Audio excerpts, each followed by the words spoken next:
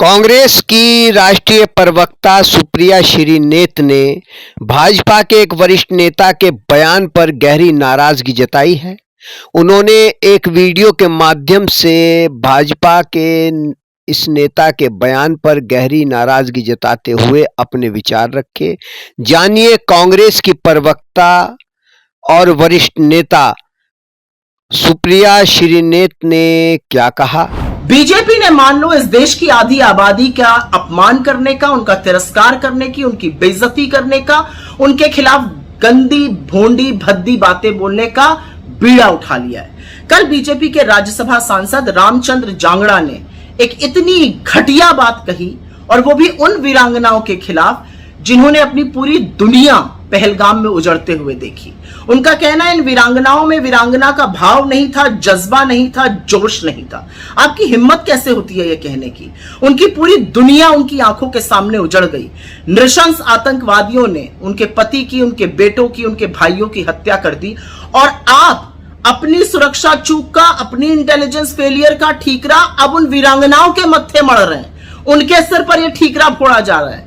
असल में तो वो वीरांगनाएं आपसे पलट के पूछ रही हैं, 1 महीने से ज्यादा हो गया, अभी वो 3 क्रूर आतंकवादी फरार हैं। कहां है वो आतंकवादी, वो कब पकड़े जाएंगे, न्याय कब मिलेगा। आपके अंदर लेश मात्र भी संवेदनशीलता नहीं है।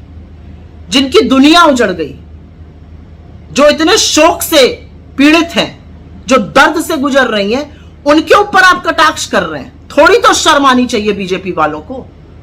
लेकिन यह पहली बार नहीं हुआ, यह बीजेपी की सोच दिखाता है। आपको याद ही होगा वो बददिमाग बदजुबान इनके मंत्री विजय शाह, जिन्होंने कर्नल सोफिया कुरैशी के बारे में घटिया बयान दिया। इनके एक और उप मुख्यमंत्री जगदीश देवड़ा, जो कहते हैं कि सेना मोदी जी के चरणों में नतमस्तक है। लेकिन बीजेपी ने इन लोगों के खिलाफ कोई एक्शन नहीं लिया। कोर्ट ने कहा तो एफआईआर दर्ज हुई, और एफआईआर भी ऐसी कि कोर्ट को बोलना पड़ा इस एफआईआर से कुछ नहीं होगा। यह असलियत है इन लोगों की, यह सम्मान है इनका नारी के लिए। और जो काली करतूतें गिन गिन कर सामने आ रही हैं बीजेपी वालों की, चाहे वो बलिया हो, चाहे वो मंदसौर हो, हाईवे हो, क्या कर रहे हैं बीजेपी के लोग बेटियों से। बेटियां तो आपसे बचानी है, हम बेटियां तो आपसे बचा लेंगे, लेकिन हमारी बेटियों के बारे में इस तरह का कटाक्ष और इस तरह के अपशब्द आप बोलने की हिम्मत मत कीजिएगा। और मोदी जी, अगर आपके अंदर जरा सा भी, रंच मात्र भी इस देश की बेटियों के लिए थोड़ा सा भी सम्मान है तो निकाल बाहर करिए जांगड़ा को अपनी पार्टी से, तब हम मानेंगे।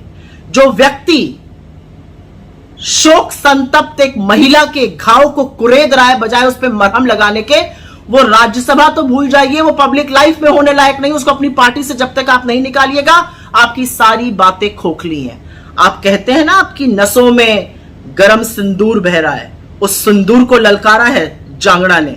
कुछ कहिएगा या अभी भी चुप रहिएगा।